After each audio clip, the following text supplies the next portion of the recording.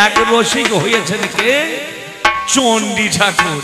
ওই যে নানুর গ্রামের চণ্ডী ঠাকুর বাঁশুলির আদেশে, এ নানুর গ্রামের চণ্ডী ঠাকুর বাঁশুলির আদেশে, ওগো নানুর গ্রামের চণ্ডী ঠাকুর বাঁশুলির আদেশে, এ নানুর গ্রামের চণ্ডী ঠাকুর বাঁশুলির আদেশে। ওই ধোপার মেয়ে রানীর চরণ, ধোপার মেয়ে রানীর চরণ নেয় বক্ষ মাঝে, ধোপা মেয়ে রানীর চরণ নেয় বক্ষ মাঝে।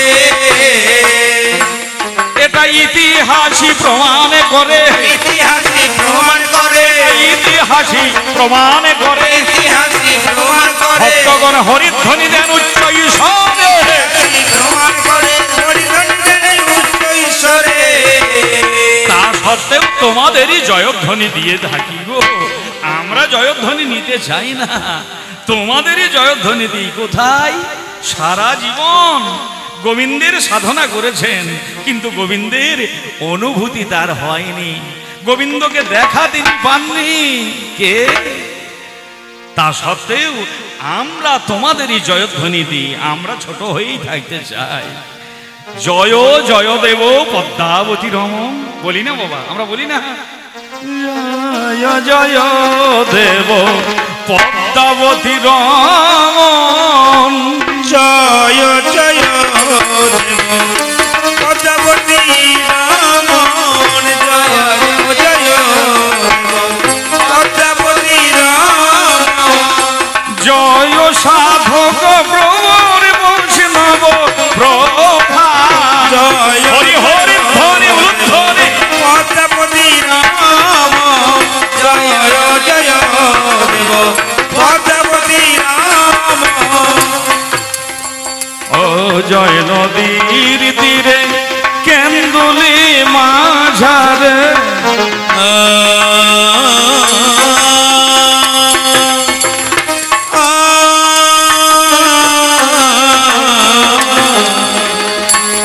জয় নদীর তীরে কেন্দুলি মাঝারে,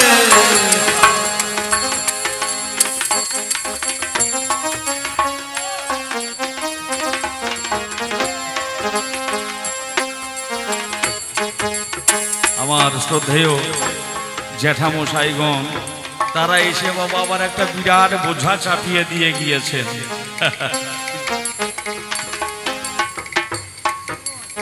মাইক্রোফোন বলুন জেঠু, মাইক্রোফোন বলুন, মাইক্রোফোন বলুন।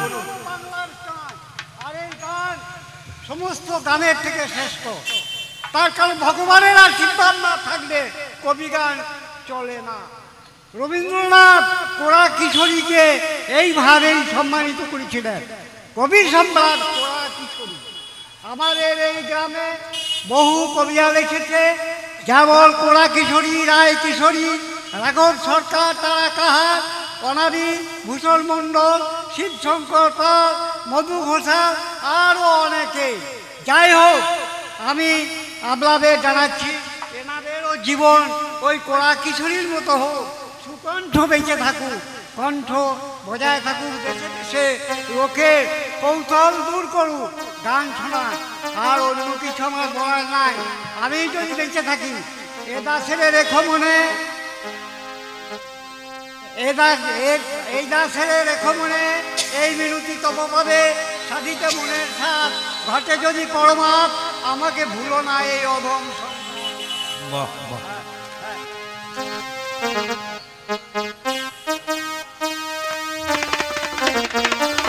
জয় মা, জয় মা।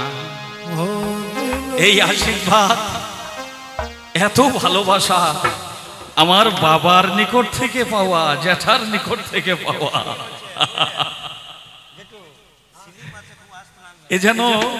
এ যেন চরম প্রাপ্তি।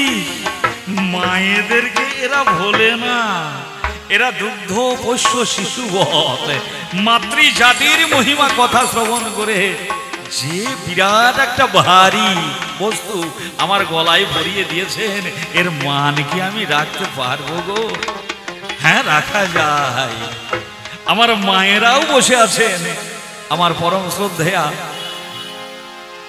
আমার এক দিদি ভাই, তিনিও এসে আমাকে আশীর্বাদ করছেন। এরা তো মায়েরই অংশ। এই মায়েরা যখন আসে তখন আমার মনে হয় সত্যি কথাই, তুমি মা আমাকে পৃথিবীর এই আলো দেখিয়েছিলে। এটা আমার নিজের কথা, স্বগত কথা। আজ 15 বছর আগে আমি আমার গর্ভধারিণী জননীকে হারিয়েছি। গান বাজনা করে বাড়ি ফিরে যায়, আমার সন্তান আছে, আমার মেয়ে আছে, আমার অর্ধাঙ্গিনী আছে, আমার ভাই ভগ্নীরা তারাও হয়তো আসে, কিন্তু তথাপি আমার মনে হয় কোথাও যেন একটা অপূর্ণ ভাব, মায়ের জায়গা তো পূরণ হয় না। ও যে মধুর আমার মায়ের হাসি, যেন চাঁদের মুখে ঝরে।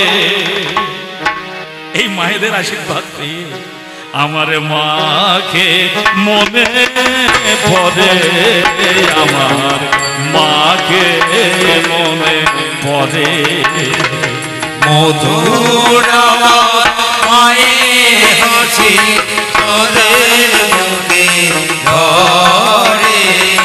মাকে মনে পড়ে, আমার মাকে মনে পড়ে। চার ললাটে সিঁদুর হয়ে ভোরের রঙে ওঠে, আলতা পরা পায়ের ছোঁয়ায় রক্ত কমলে ফোটে। চার ললাটে সিঁদুর হয়ে ভোরের রঙে ওঠে, আলতা পরা পায়ের ছোঁয়ায় রক্ত কমলে ফোটে। প্রদীপ হয়ে মোর শিয়রে কে রয়ে রাতের পরে, সেই তো আমার মা। বিশ্ব মাঝে মায়ের নেই তুলনা। নেই গো তুলনা মায়ের, নেই গো তুলনা। এই হচ্ছে আমার নারী জাতি, স্নেহ বিহ্বল করুণা ছল ছল শিওরে জাগে কারে আখিরে, মিটে যায় সব ক্ষুধা সঞ্জীবনী সুধা এনেছে সন্তানের লাগিরে। তথাপি দেখো বলতে বলতে পাল্লাদা এমন প্রসঙ্গ করে উত্থাপন।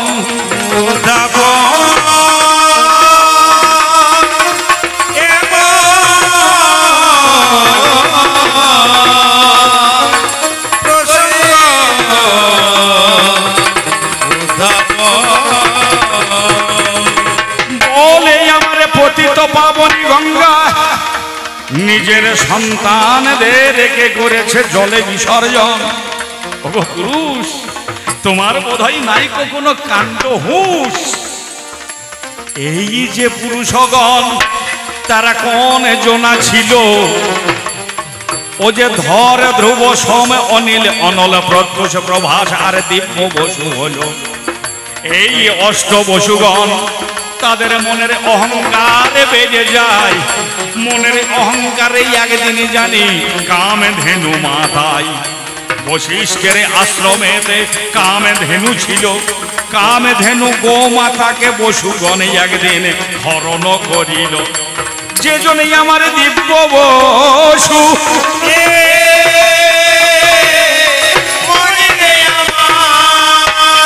অষ্টবসুর শেষে বসু, যে জনে দিব্য বসু নাম ধরে।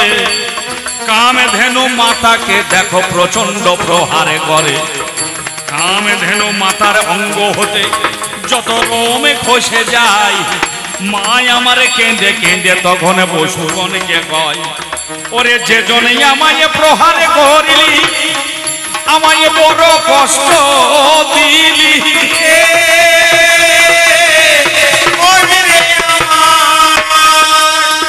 এই যে আমার শত শত রোমে ঝরে পড়ে, নেয় আমারে পশু মাতা পৃথিবী মাতা নেয় হাতে তুলি। এটাও হবে তোমার কর্মফল, এই লোমে গুলিয়ে হবে ভীষণ স্বর। আমি তোমারে জানাই নরজনিতে যেতে হবে, মিথ্যা কথা নয়। আর যে 7 জন তোমরা আমাকে টেনে ধরিয়ে নিয়ে গেলে অবশ্যই নরজনিতে যেতে হবে। আমি অভিশাপ দিলাম ভেসে নয়নের জলে। কামধেনু মাতারাই আমার এই অভিশাপের কারণ। পশুগণের সঙ্গে সঙ্গে ভীত সন্ত্রস্ত মন।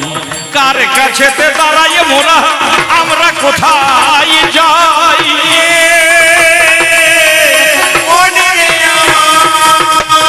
চতুরাননে ব্রহ্মা জানি এদের প্রতি হয়েছে সদয়। ব্রহ্মা বলে যদি তোমাদের পতিত পাবনী গঙ্গা কৃপা করে, নিজে যদি উদরে ধারণ করে তোমাদের মুক্তি দেয় ধরা মাথারে। এই 8 জন ছেলে, 8 জন পুরুষ, 8 জন পশু, যারা পশু সমকর্ম করেছিল, এই 8 জন পশু তখন ভাবিতে লাগিল একমাত্র রক্ষা করবে পতিত পাবনী সুরধনী জননী জাহ্নবী গঙ্গা।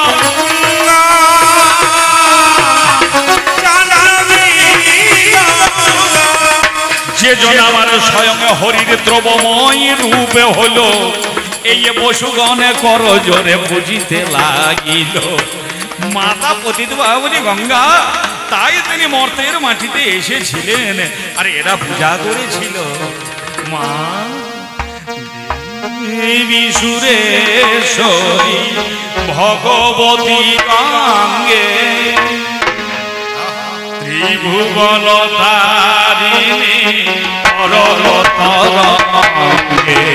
দেবী সুরেশ্বরী ভগবতী গঙ্গে, ত্রিভুবন তারিণী তরল তরঙ্গে।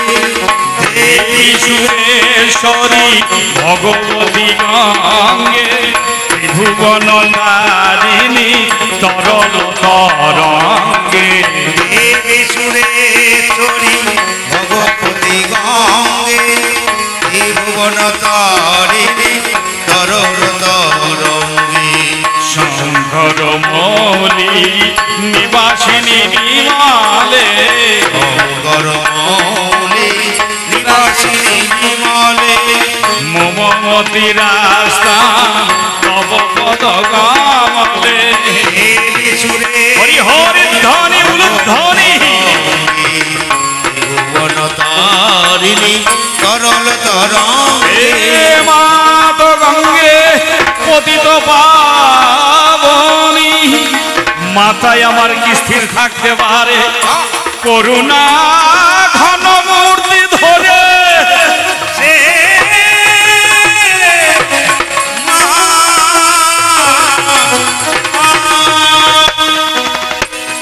তাই তো তাহার আবির্ভাব হলো ওই না হস্তিনাপুরে শান্তনু ধরণী গঙ্গা। সেজনের রূপে পরিগ্রহ করিল মর্তের মাটিতে। দেখো বসুদেরকে নিজের কর্মের দোষে আসতে হলো। যে কারণে যোগ প্রিয়তম তোমারে জানাই, মাতা তাদের উদ্ধার করেছে এ তো শাস্ত্রের মাঝে পাই। 7 জনকেই উদ্ধার করল, কিন্তু যেটা তুমি শেষ মুহূর্তে বলে গেলে নিয়তির অমোঘ বিধানে খণ্ডন করবে কে এই ভূমণ্ডলে। সেই নিয়তির অমোঘ বিধান খণ্ডন করিবে কে? ও গো আমার প্রিয়তম আমি জানাই তোমাকে। যে কারণে শর্ত ছিল গঙ্গা শান্তনুর নিকটে দেহাই, যখন 8 নম্বরে শিশুটাকে লইয়ে গঙ্গা যাচ্ছে গো গঙ্গায়, সঙ্গে সঙ্গে শান্তনু নিষেধ বাণী দিল। আরে সঙ্গে সঙ্গে জাহ্নবী গঙ্গা শান্তনুকে বলল, এই ছেলেটাকে 16 বছর রাখবো আমি আমার কাছে, কিন্তু তোমার কাছে ফিরবো না রাজন। কথা বলি না যে মিছে, কেননা আমার সাথে শর্ত ছিল আমার কাজে বাধা দেবে না তুমি। তাই 16 বছর ধরে দেবব্রতকে পালন করেছে এই না গঙ্গা পতিত পাবনী। সেই দেবব্রত আমার 16 বছর পরে শান্তনুকে ফিরাইয়ে দিয়েছি। জানেন যত জ্ঞানী নারী নরে 16 বছর পরে দেবব্রত সেজন্য ফিরে চলে এলো। ও গো আমার পাল্লাদার তুমি শুনে চলো, কিন্তু মাতা পতিতে পাবনির স্পর্শে সেজন্য পরমে বৈষ্ণবে হয়। ও গো আমার পাল্লাদারে আমি তোমারে জানাই, এই জগতের মাঝখানে 12 জন মহাবৈষ্ণব তারা মায়ের কর্মগুণে হলো।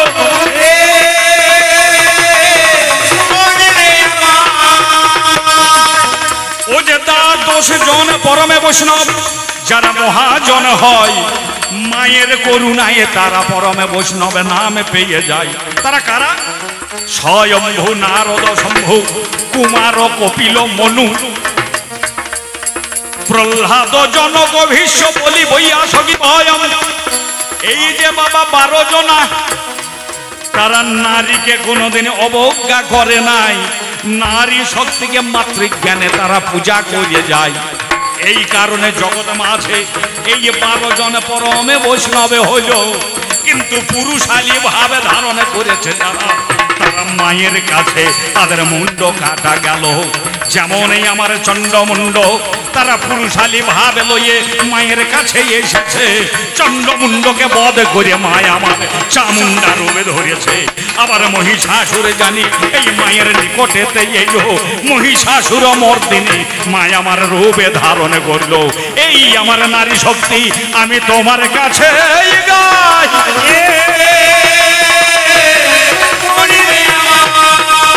যারা মায়ের নিকটে আসুরিকে ভাবে লইয়াই আসে, যারা নারীকে জানে ভোগ্যা বলে ভালোবাসে, তাদের ধ্বংস হয়ে যায়। নারী যে গো ভগবতী যদি ব্যবহার করতে পারো ওগো পুরুষ রতন, নারী কখনো হবে না ভোগবতী। আমি জানাই বিবরণ, যে কথা বলিলে তুমি আসরের মাঝখানে রামকৃষ্ণ শারদাকে দেখেছে, সে তো মাতৃজ্ঞানে। আরে শারদা ও রামকৃষ্ণকে পিতৃজ্ঞানে করেছে দর্শন।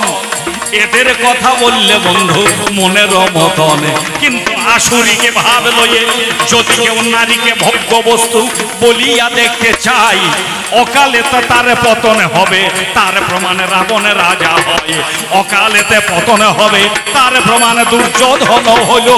ও গো আমার প্রিয়তম তুমি শুনে চলো, আমি ভেবেছিলাম তোমাতে আমাতে একটা মিলন বাসর হবে।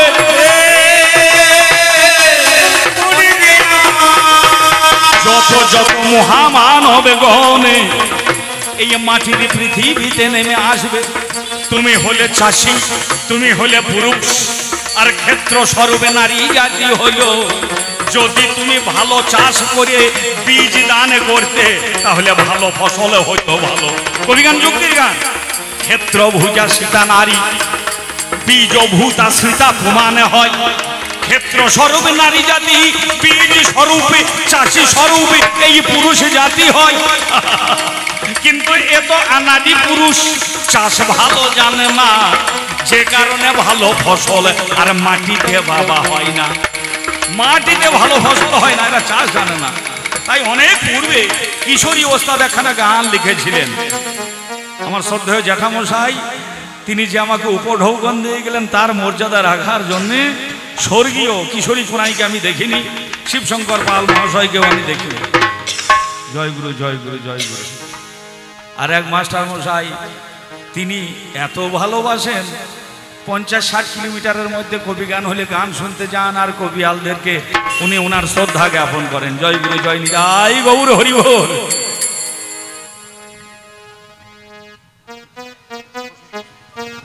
হ্যাঁ গাইছি তো। এই পুরুষরা আনারি পুরুষ, এরা ভালো চাষ জানে না বলে একদিন কিশোরী ওস্তাদ গেয়েছিলেন, ওই গানটাই গাইছি। হে পুরুষ, চাষ করলে কি করে, ক্ষেত্রটাকেই যে নষ্ট করে দিলে। বলি কি করে চাষ করলে পুরুষ,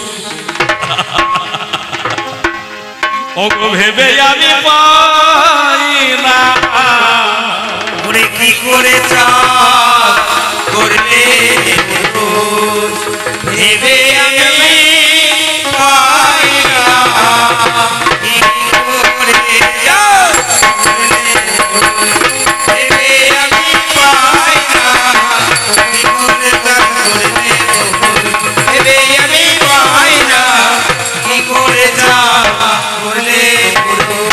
ঠিকঠাক চাষ না করে যদি পাথরের উপরে বীজ দিয়ে দেয় তাতে ভালো ফসল হবে বাবা। নারীকে ঠিকঠাক ভাবে কাজে লাগাতে হবে। তো এই যে সামর্থ্য, আবার সামঞ্জস্য হয়, আবার সাধারণীয় হয়। যখন সামর্থ্য তখন তুমি হচ্ছ দক্ষিণ নায়ক, কিন্তু সেই সামর্থ্যটাকেই তুমি যদি সাধারণ বানিয়ে দাও তাহলে ভালো ফসল হবে কি করে? তাই কিশোরী ওস্তাদ রসরাজ কিশোরী তিনি বলছেন, কি করে চাষ করলে পুরুষ ভেবে আমি পাই না, কি করে চাষ করলে পুরুষ ভেবে আমি পাই না, কি করে চাষ করলে পুরুষ ভেবে আমি পাই না, কি করে চাষ করলে কি করে চাষ করলে পুরুষ। তুমি যেন পাথরের বুকে বীজ দিয়েছো, পাথরের বুকে বীজ দিয়েছো, জমিটাকে উর্বরই করলে না। তুমি যেন পাথরের বুকে বীজ দিয়েছো, তাতে অঙ্কুরোদ্গম হলো না। এই হরি হরি ধ্বনি উলুধ্বনি ভগবান। হলো না, কি করে চাষ করলে তুমি ভেবে আমি পাই না, কি করে চাষ করলে তুমি ভেবে আমি পাই না, কি করে চাষ করলে তুমি কি করে চাষ করলে তুমি। আসলে এখন এরা এমন মস্তান হয়ে গেছে না, যে কারণে লোককবিও গান লিখেছেন, পৃথিবীতে যত হিরো মস্তান বাবু এই নারীর কাছে সবাই কাবু হে। ওহে কালাচাঁদ ধন্য নারীর ফাঁদ, বিশ্ব খায় হাবুডুবু হে। এর কাছে এসে তুমি যেন ওই হাবডুবাডু খেয়ে গিয়েছ। মাননীয় জনকোটে, তোমার যে ওই চাষ করতে গেলে দুটি বলদ লাগবে, কিন্তু আমি তো দেখতে পাচ্ছি তোমার প্রেম রূপী যেটা বলদ, প্রেম সেটা যেন এখন বুড়িয়ে গিয়েছে, আর একটা বলদ তো তোমার মরিয়ে গিয়েছে। ভক্তি, ভক্তি যেন এখন বাবা এই যে গরুর মতন। এখন বুঝতেই পারছেন জগতে মায়ের যখন বিসর্জন হচ্ছে, যে কোনো পূজা অর্চনা, এই মা জগদ্ধাত্রী মায়ের বিসর্জন হবে, কবিগান লোকশিক্ষার গান।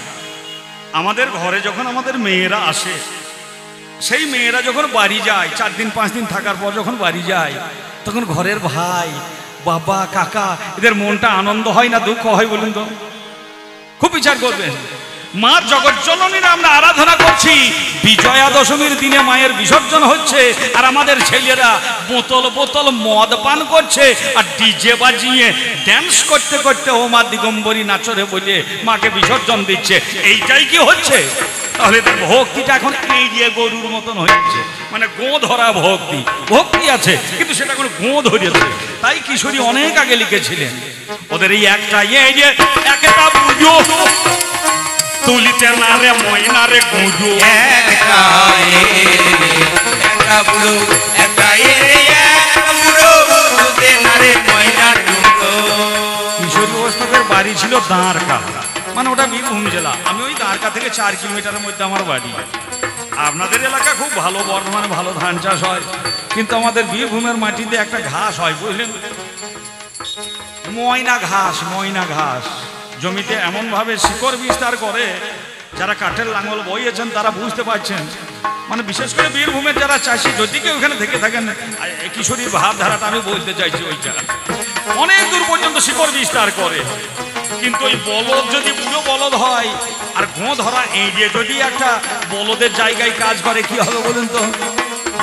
একটা এই যে একটা বুড়ো ওরে তুলতে না রে ময়না রে গুজো, একটা বুড়ো তুলতে না রে ময়না রে বুড়ো।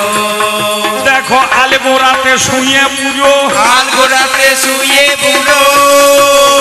নাঙ্গল এমন ভাবে লেগে গিয়েছে, আর এই পুরুষ সে তো নাঙ্গলটাকে টেপে ধরেছে ময়নাটাকে তোলার জন্য, অর্থাৎ সমাজ থেকে কুসংস্কারগুলিকে দূরীভূত করার জন্য চেষ্টা করছে, কিন্তু পারছে না। তখন আলে গোড়াতে শুয়ে বুড়ো, হাল গোড়াতে শুয়ে বুড়ো। প্রেম যেন হারিয়ে যাচ্ছে, বুড়ো শুয়ে পড়েছে, প্রেম শুয়ে পড়েছে, আর মানব প্রেম নাই, মনুষ্যত্বের বিকাশ সাধন হচ্ছে না। এই হলোর পানে চাই না, এই হলো মানে চাই না রে মা, হলো মানে চাই না। কি করে চাষ করলে তুমি ভেবে আমি পাই না, কি করে চাষ করলে তুমি ভেবে আমি পাই না। এ প্রিয়তম, তোমাকে কি পাগল লোকে এমনি বলে তো? একে তোমার রোমানে ছেঁড়া বলতে গেলে জোয়ান লাগবে, রোয়ান লাগবে, একটা ন্যাংলা দরা লাগবে, তাই তো নাকি? যারা হাল বয়েছেন তারা জানেন। একে তোমার রোয়ানে ছেঁড়া, নিষ্ঠার রূপে রোয়ানটা ছিঁড়ে গিয়েছে, তাতে নাই কোন ন্যাংলা দরা। একে তোমার রোয়ান ছেঁড়া, একে তোমার রোয়ান ছেঁড়া, তাতে নাই মোর ন্যাংলা ধরা। চাষ তুমি অনেক করেছ, কিন্তু কোনো ভালো ফসল হইল না। হইল কি? চাষ করতে করতে এই পুরুষদের আর পুরুষ ভাবই থাকছে না। মুঠো ভাঙা লিজেন লড়া, মুঠো ভাঙা লিজেন লড়া। যেদিন এই গানটা পেলাম গুরুদেবকে জিজ্ঞেস করছি, এই ভাষাগুলি তো বাবু ঠিক বুঝতে পারছি না। বলছে তুই চাষির ছেলে বুঝতে পারছি না লিজেন কাকে বলে আর মুঠো কাকে বলে? নাঙ্গলের মুঠো এমন ভাবে নাঙ্গল টিপেছে, এর থেকে আর পরিষ্কার বলবো না কোন মুঠো ভাঙা। একে তোমার মুঠো ভাঙা লিজেন লড়া, মুঠো ভাঙা লিজেন লড়া। বোধ হয় কামারে ভাল দেয় না, হরি হরি ধরি কামারে ভাল দেয় না।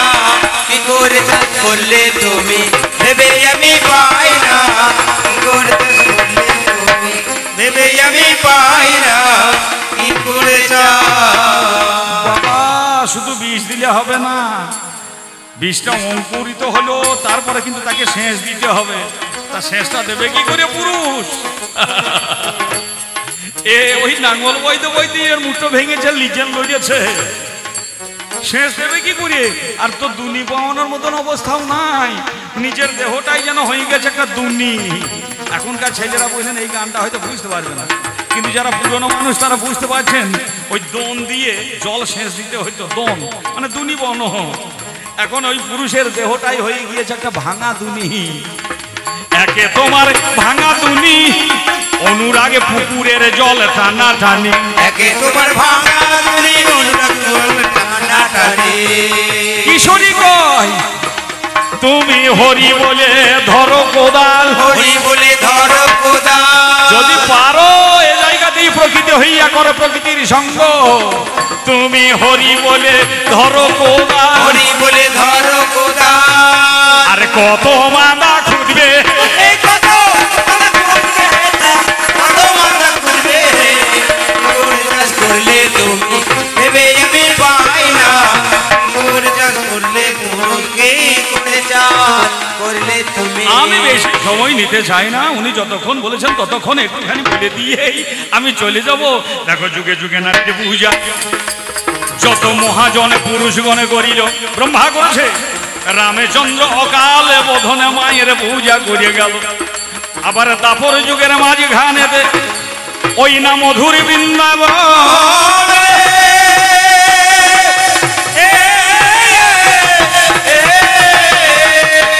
শুধু পুরুষরাও নয় প্রকৃতিরাও পূজা করে। যত গোপীগণে তারা কি বলে পূজা করেছে? স্বয়ং পরমে পুরুষকে পাবার জন্য নিজ পতি সেবা করেও তারা পূজা করছে। কি বলে?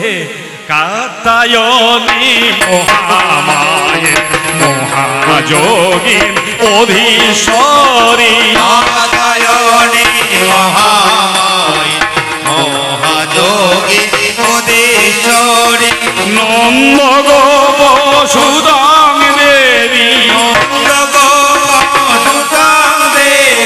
পতি মে গুরুদে নমঃ। মায়েরা জোর করে হলুদ ধ্বনি, বাবা সকলে হরি বলে হরি বল।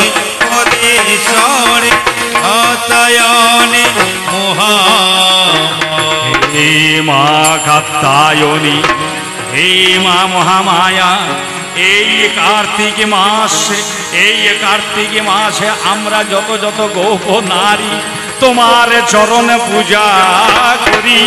জননী গো পরমে পুরুষ, এই জগতের কোনো কিছু আমরা চাই না, পরমে পুরুষ শ্রীকৃষ্ণকেই যেন আমরা পরমে প্রতিরূপে লাভ করতে পারি। মাননীয় ভক্তমণ্ডলী, জীবনের লক্ষ্য হচ্ছে গোবিন্দকে লাভ করা, কিন্তু গোবিন্দকে পাইয়ে দেবে কে? পাইয়ে দেবে একমাত্র নারী শক্তি, সেই মহামায়া শক্তি, আমার যোগ মায়া শক্তি। তাই নারীকে করো আগে ভক্তি,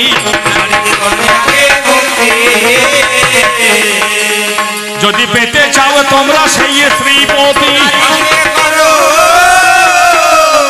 আগে ভক্তি। তার প্রমাণ কোথায়?